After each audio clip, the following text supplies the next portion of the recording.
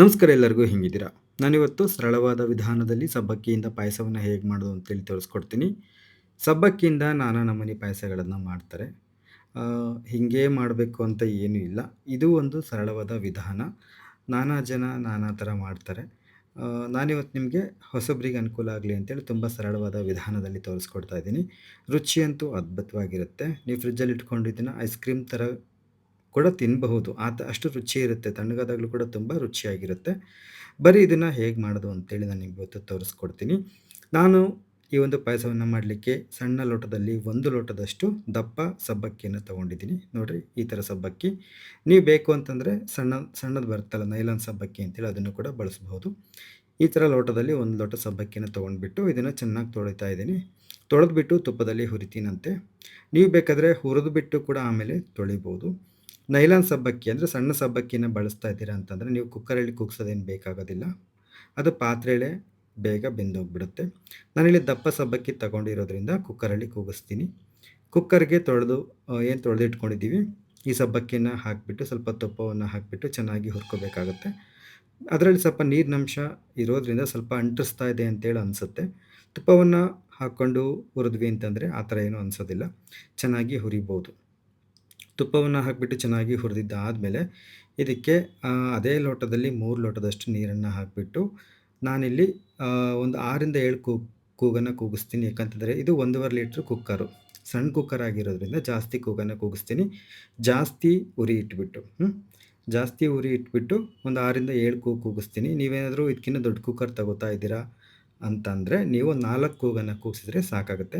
ನೆನ್ಪಿಟ್ರಿ ಜಾಸ್ತಿ ಉರಿ ಇಟ್ಟಿರಬೇಕು. ಕಡಿಮೆ ಉರಿ ಇಟ್ಬಿಟ್ಟು ಜಾಸ್ತಿ ಕೂಗನ್ನು ಕೂಗಿಸಿದ್ರಿ ಅಂತಂದರೆ ಕರಗೋಗ್ಬಿಡ್ತವೆ. ಹಾಗಾಗಿ ಆ ಉರಿನ ಜಾಸ್ತಿ ಇಟ್ಬಿಟ್ಟು ಸಣ್ಣ ಕುಕ್ಕರ್ ಆದರೆ ಈ ಥರದ್ದಾದರೆ ಒಂದು 6-7 ಕೂಗಿಸ್ರಿ. ಸ್ವಲ್ಪ ದೊಡ್ಡದಾದರೆ ಒಂದು 4 ಕೂಗಿಸ್ರಿ. ಒಂದು ಪಕ್ಷ ಸರಿಯಾಗಿ ಬೆಂದಿಲ್ಲಪ್ಪ ಹಂಗೂ ಒಂದು ಕೂಗು ಹತ್ತಿತ್ತಾಯಿತು ಅನ್ನೋಂಥವ್ರು ಇನ್ನೊಂದು ಸರ್ತಿ ಕುಕ್ಕರ್ ಮುಚ್ಚಳವನ್ನು ಮುಚ್ಚಿಬಿಟ್ಟು ಇನ್ನೊಂದೆರಡು ಕೂಗನ್ನು ಕೂಗಿಸ್ಕೊಂಡ್ರಿ ಅಂತಂದರೆ ಚೆನ್ನಾಗಿ ಬೆಂದಿರುತ್ತೆ. ಇದಕ್ಕೆ ಈ ಕಡೆ ಸ್ವಲ್ಪ ನಿಗಾ ಇರಲಿ. ಆಮೇಲೆ ಅದ್ರ ಪಾಡಿಗೆ ತಣ್ಣಗಾಗ್ತಾ ಇರಲಿ. ಈಗ ಬಾಣಲೆ ಇಟ್ಬಿಟ್ಟು ಸ್ವಲ್ಪ ತುಪ್ಪವನ್ನು ಹಾಕಿಬಿಟ್ಟು ದ್ರಾಕ್ಷಿ, ಗೋಡಂಬಿ, ಪಿಸ್ತಾವನ್ನು ಹುರಿತಾ ಇದ್ದೀನಿ. ನಿಮಗೆ ಬೇಕು ಅಂತಂದರೆ ಬಾದಾಮಿ ಕೂಡ ಸ್ವಲ್ಪ ಕುಟ್ಟಿಬಿಟ್ಟು ಹಾಕೋಬಹುದು. ಅದು ಕೂಡ ಒಳ್ಳೆ ರುಚಿ ಕೊಡುತ್ತೆ. ಗೋಡಂಬಿ ಮತ್ತು ಪಿಸ್ತಾ ಚೆನ್ನಾಗಿ ಹುರಿದಿದ್ದಾದಮೇಲೆ ದ್ರಾಕ್ಷಿಯನ್ನು ಹಾಕಿಬಿಟ್ಟು ಅವು ಕೂಡ ಉಬ್ಬಿದಾದಮೇಲೆ ಒಂದು ಪ್ಲೇಟ್ಗೆ ತೆಗೆದುಬಿಟ್ಟು ಆ ಕಡೆಗೆ ಇಡ್ತಾ ಇದ್ದೀನಿ. ಆಮೇಲೆ ಇಲ್ಲಿ ಶಾವಿಗೆ ಅಳತೆ ಬಂದುಬಿಟ್ಟು ಅದೇ ಲೋಟದಲ್ಲಿ 1 ಲೋಟ ಶಾವಿಗೆ ತಗೊಂಡ್ರೆ ಸರಿಯಾಗುತ್ತೆ. ನಾವು ಯಾವ ಲೋಟದಲ್ಲಿ ಸಬ್ಬಕ್ಕಿ ತೊಗೊಂಡಿದ್ವಿ ಅದೇ ಲೋಟದಲ್ಲಿ 1 ಲೋಟ ಶಾವಿಗೆಯನ್ನು ತೊಗೊಂಡ್ರೆ ಸರಿಯಾಗುತ್ತೆ. ನಾನಿಲ್ಲಿ ಅಂದಾಜಿಗೆ ಹಾಕ್ತಾಯಿದ್ದೀನಿ.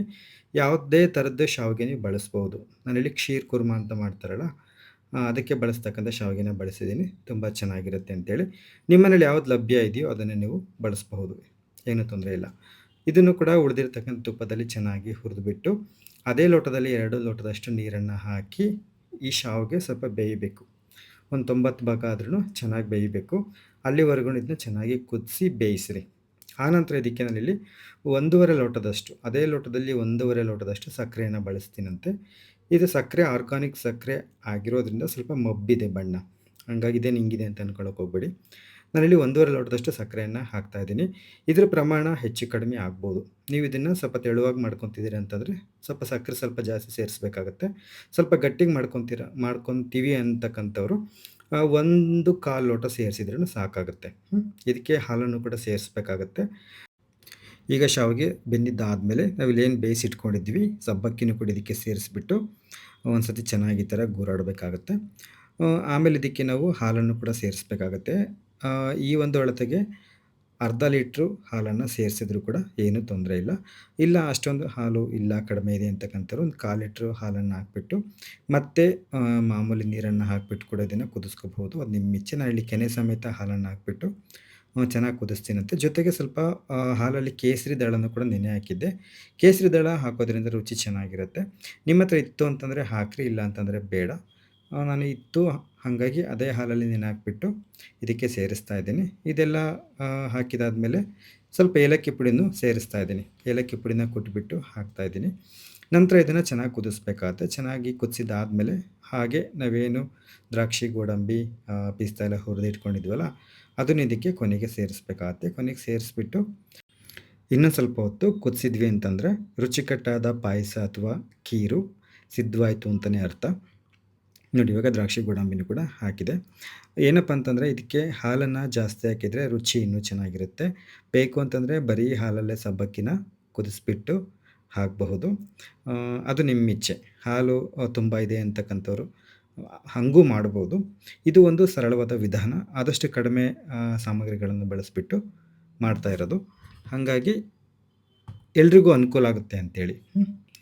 ನಿಮಗೇನಾದರೂ ಈ ಒಂದು ವಿಧಾನ ಇಷ್ಟ ಆಗಿತ್ತು ಅಂತಂದರೆ ಇದನ್ನು ನೀವು ಮಾಡಿಬಿಟ್ಟು ಹೇಗೆ ಬಂತು ಅಂತೇಳಿ ನನಗೆ ತಿಳಿಸ್ರಿ. ನಾನು ಹೇಳಿದ್ನಲ್ವಾ ರುಚಿ ಅಂತೂ ಅದ್ಭುತವಾಗಿರುತ್ತೆ.